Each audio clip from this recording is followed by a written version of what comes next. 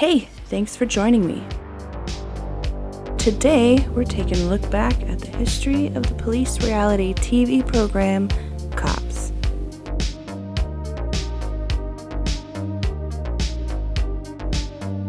Please subscribe to the channel because this will be in 3 parts. There's a lot to get through, so keep an eye out for the next video. Cops aired its first episode in March of 1989, but that's certainly not where its story begins. Cops was the first reality TV program of its kind to really take hold of American audiences. And this style of filmmaking is called cinema verite, documentary style that brought us the beautiful world of Grey Gardens. He knows that whiskers has disappeared. A cat got out. I'm trying to get it in. We don't know how he got out. I think he got out in that hole. No, I knew they were coming. I think he got out in that hole. He could jump up there.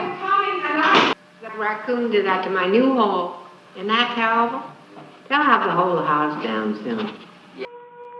It simply captures the moments as they unfold before the camera.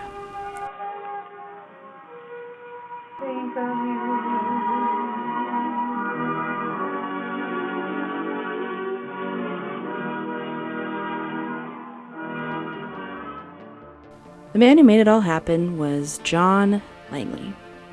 He was born in Oklahoma, but he grew up in California.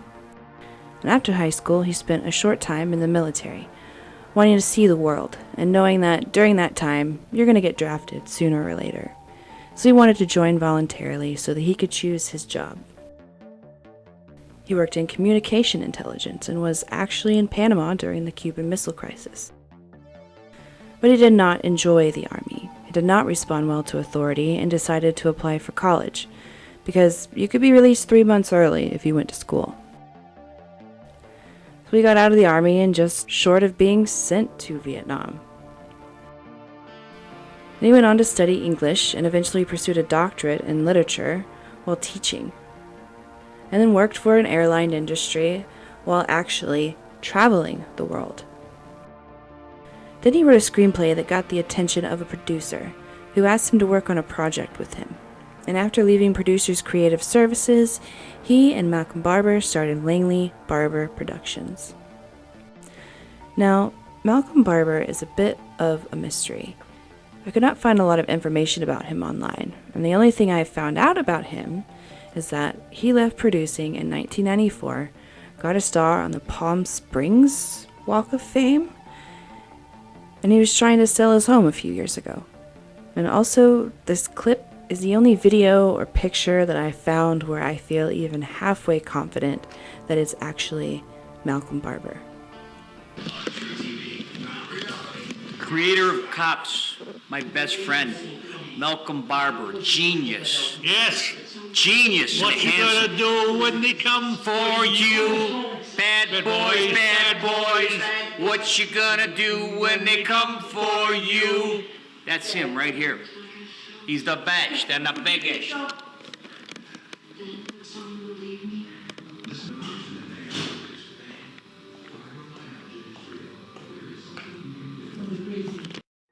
So yeah, that's all I found.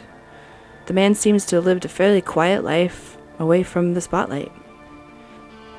So together in 1983, for their first project, they showcased their skills by researching, writing, and shooting a documentary called Cocaine Blues. United States. Cocaine is now becoming the in drug from the Bowery to Beverly Hills. Cocaine. It's big business and it's big crime. Drug enforcement agents have scored the biggest bust in the history of the Northeast United Cocaine States. seizure ever in the Los Angeles area. Cocaine bust. I think it's a menace to this country. We're making every effort to stop it. That's a good feeling. Makes you feel good. Like you just wake up on Christmas morning. It's a false feeling. I know somebody that would kill somebody for this right here. This shouldn't be taken that seriously. And while researching this subject, Langley was able to accompany law enforcement on a drug raid. This planted the seeds for the idea of Cops. The short documentary ended up winning a couple of small film festival awards and even made a small profit. And the success of Cocaine Blues led Langley to help produce a video for a charity event at the White House during the Reagan era. Then I brought Malcolm in on it to help produce it, and did this bizarre anti-drug documentary called Stop the Madness, but it had this bizarre cast. Stop the madness now. Stop the madness. Stop the madness. Using drugs is really just a victimless crime. Take a stand today. Maybe it's your life you. Stop the madness now. Stop the madness now. Madness now. Stop the madness now. And after that, John Langley and Malcolm Barber were paired up with Geraldo Rivera to produce sensational television exposés, including Devil Worship, Exposing Satan's Underground. Church of a preacher named Roy Masters. Exorcisms of the devil appear just as sincere, far out, and dramatic. Get out of here. With a background in show business rather than theology, Masters claims the members of his congregation react so profoundly to the laying on of the cross because they feel and fear themselves possessed by the devil. Come out. I won't let her go. No. And although Langley and Barber weren't involved, in April of 1986, Rivera had made history with The Mystery of Al Capone's Vault, which was broadcast to an estimated 30 million homes. It was the most watched event in syndicated history. It was also a famously massive disappointment, because the 2-hour primetime event had ended with Geraldo opening an empty vault. But Langley told Geraldo he could tell his audience the vault is full tonight, when in December of that same year, they aired their special, American Vice, The Doping of a Nation. Live, via satellite, from cities coast to coast, American Vice, the real story of the doping of our nation. What you're about to see is not a made-for-TV movie or a television police drama. This is real life. The first in a series of plays we'll be showing you this evening. In this one, members of the San Diego, California Police Department are raiding a suburban crack house. For the past 6 months, we have covered the street cops whose job it is to rip and tear and pound their way into the nation's crack houses and shooting galleries. And we have gone undercover to expose the pushers who profit from this dirty business. But this time, something went wrong. The lead crook, the one the cops had earlier told me had a reputation for violence, had just recognized me. American Vice was different. It was gritty and shocking and hard to watch, yet hard to look away from. And I'll be making future video on this TV special alone because it's insane and deserves its very own in-depth look. The program sheds light on drug addicts, smugglers, and towns affected by the drug trade, both inside of the United States and outside of the United States. It showed the graphic use of drugs and violence. It showed children and families in extreme poverty and in extreme situations. It's very much sensational television. And this was the program where the roots for cops were beginning to grow. The segment featured 3 live drug busts across the nation, in California, Texas, and Florida. And this is where John Langley and Malcolm Barber come in. They had worked out a deal with police officials across the U.S. to allow them to accompany them on planned drug raids. If you're a big fan of cops, then maybe you already recognize the officers in this footage. They actually go on to appear in the first season of Cops. And after American Vice aired, they were sued for $30 million. Geraldo, the production team, and the sheriff's department were all sued by a woman who was accused of selling drugs and soliciting prostitution on the program. The show even led to a change in municipal policy in one area back in 1987, where they recognized allowing certain police encounters to be filmed by a TV crew were problematic. We've had a very open arrangement with the media in the past. We've decided not to allow TV cameras on private property during arrests or drug busts. We've tried to balance the rights of individuals with reporters' needs for getting news. The reaction to the TV program has made us rethink the way we've been handling it. This program went on to be the 5th highest rated TV special in history at the time, with nearly 15 million viewers tuning in. The success of American Vice showed Langley that viewers were intrigued by this kind of look at policing.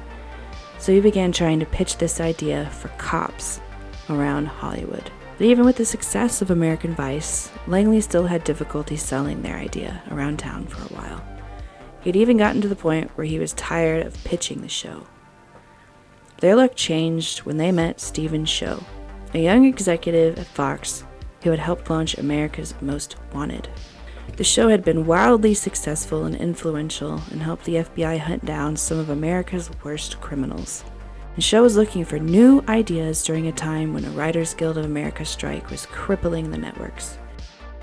And although the idea for Cops had been pitched all over town, it was now an attractive idea to Fox because of how simple and cheap it was to produce. There was no script required, and new episodes could be made like they were on an assembly line.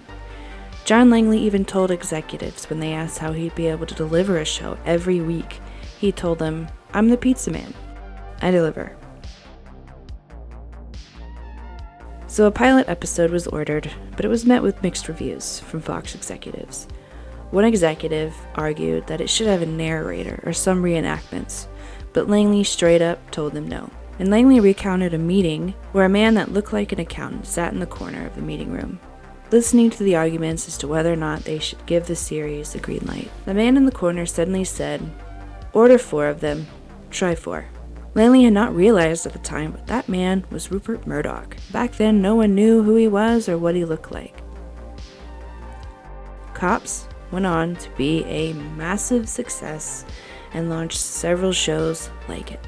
In a minute, we're going to watch some clips from the first few episodes of Cops. But before we do, I want you to keep in mind the culture of the 80s in the United States at the time. It's impossible to talk about Cops without talking about the United States war on drugs. The show has filmed the front lines of this war since the beginning. The US government's approach to drug addiction in the 1950s was to put people suffering from heroin withdrawal in social isolation until they detox. In other words, they threw you in a prison cell. And this method had a 70 to 90% failure rate. So with everyone having such a good time on drugs in the 60s and 70s, more and more people were struggling with addiction and faced a society that had no idea how to help them and no realistic way to help them. In 1971, Nixon had declared war on drugs. He had been warned by a congressional report that Vietnam soldiers were coming back addicted to heroin, that there was a coming domestic epidemic of drug abuse and crime. America's public enemy number one is drug abuse. In order to fight and defeat this enemy, it is necessary to wage a new all-out offensive. I have asked the Congress to provide the legislative authority and the funds to fuel this kind of an offensive. In 1971, Nixon ordered a federal program for methadone treatment that was more likely to help addicts defeat their demons in a more manageable way. The move was highly controversial and resulted in a lot of federal oversight and regulation on the practice that still exists to this day. Nixon also created the DEA, the Drug Enforcement Agency, in 1973, and successfully culled the import of marijuana from Mexico. But as we know well, decades later, Colombia quickly became the new importer of marijuana, and every effort of the United States to cull the drug trade has only resulted in the reorganization of the drug trade. New routes were made and drugs came in by land, sea, and air. As long as there was demand, the drugs always found a way. When Ronald Reagan took office, he and his wife Nancy took the American drug problem very seriously. He beefed up the budget for eradication and interdiction programs across the U.S. to $1.3 billion and cut the education and rehabilitation programs to $362 million. This was also around the time that LAPD Chief Daryl Gates founded the DARE program. Chances are, if you grew up in the U.S. and went to school in the last 35 years, you know exactly what the DARE program is. To keep a kid off drugs, dare. To keep a kid off dope, dare. To give a kid some help, dare. To give a kid some Drug abuse resistance education is a prevention program that works. It was developed in Los Angeles by educators and law enforcement officers who realized that by working together, they could be more effective in the fight against drugs. Did you know that the founder was also the same police chief in LA during the riots in 1992? The DARE program even invented a ridiculous board game. So clearly, in the 80s, the war on drugs was really heating up, and Reagan instituted a zero-tolerance policy that imposed draconian penalties for drug offenses, where users were prosecuted for simply possessing the drug. These policies increased the prison population by 134% within a decade, giving America the highest incarceration rate in the world, even higher than Russia and China. At the time, the United States was more convinced than ever that drugs were destroying American society and must be dealt with by any means necessary. Americans were inundated with drug propaganda and PSAs with Nancy Reagan and celebrities at the time, like this one. I don't think anybody will miss the point. The thrill can kill. The drug dealers need to know that we want them out of our schools, neighborhoods, and our lives. And the only way to do that is to take the customers away from the product. Say no to drugs and say yes to life.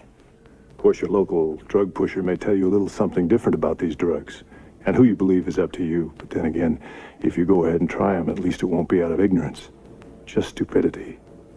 What would I do if someone offered me these drugs? I'd tell them to take a hike. The U.S. government spent countless of billions of dollars to fight this war to no avail. And any progress made in the 80s was lost later, and the U.S. is seeing a tragic epidemic of opioid addiction still sweeping through the nation. Drug users, addicts, were punished severely with long prison sentences and heavy fines. More and more money was given to law enforcement agencies to try and stop the supply and punish suppliers, while less was being made available to actually rehabilitate citizens with serious drug addictions. The United States government has always taken an incredibly cold approach to drug addiction.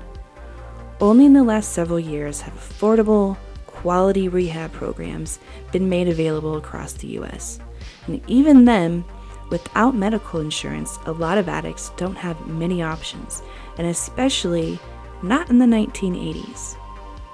Cops documented these people who were victims of the war on drugs, whose lives were ruined by it. The show normalized the brutalization and degradation of these people, normalized bad policing, and only showed police officers in a positive light. And this show has done a lot to shape Americans' attitude towards drugs, policing, and the reality of crime in America. And perhaps the view that Cops presents is not as close to reality as they might have us think. An investigative podcast did the long, hard research. They watched hundreds of episodes and recorded several different data points. The show disproportionately showed people of color accused of committing and being arrested for a crime. And over the decades, the show was strong and steady. It became woven into American pop culture and in many people's daily lives. At any given moment, Cops could be playing on 3 different channels at the same time. It was background noise at Grandpa's house. It played in bars and restaurants across the U.S. It is firmly stitched into the fabric of popular American culture. And that was the subtle power of the show. The sneaky way that law enforcement propaganda has worked its magic on America. The show has normalized bad policing. It makes the humiliation of the suspect part of the entertainment. And again, growing up, I never thought there was anything wrong with this, and chances are you didn't either. The police are practically seen as superheroes that keep this terrifying world of crime and mayhem at bay. They wouldn't do anything bad. I mean, they're the good guys, right? Well, many police departments over the years have refused to allow them or any show like Cops to film in their departments. Policing is not entertainment, the chief of police in Honolulu once told reporters. Laws have been passed in countless cities across the United States, banning the TV show and others like it from filming their officers. So with all of that said, here's a collection of clips from the first few episodes of some interesting moments. And I'll see you in the next video, where we'll talk about the different controversies surrounding cops. All right, see you then. On a white male, he's got blue long pants on and a white shirt, heading towards Sunrise.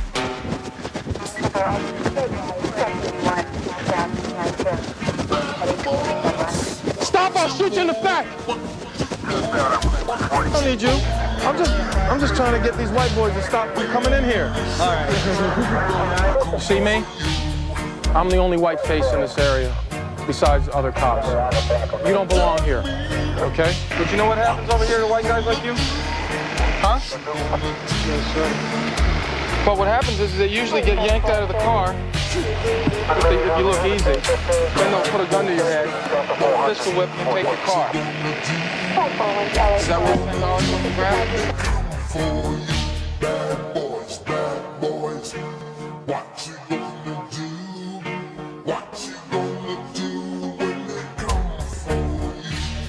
When you were 8 and you had bad traits, you go to school and learn the golden rule. So why are you acting like a bloody fool? If you get hot, then you must get cool. Bad boys, what you gonna do? What you gonna do when they come for you? Bad boys, what you gonna do? What you gonna do when they come for you? You chuck it on that one, you chuck it on this one, you chuck it on your mother and you chuck it on your father, you chuck it on your brother and you chuck it on your sister, you chuck it on that one and you chuck it on me. Bad boys, what you gonna do? What you gonna do when they come for you? Bad boys, what you gonna do? What you gonna do when they come for you? Bad boys, what you gonna do?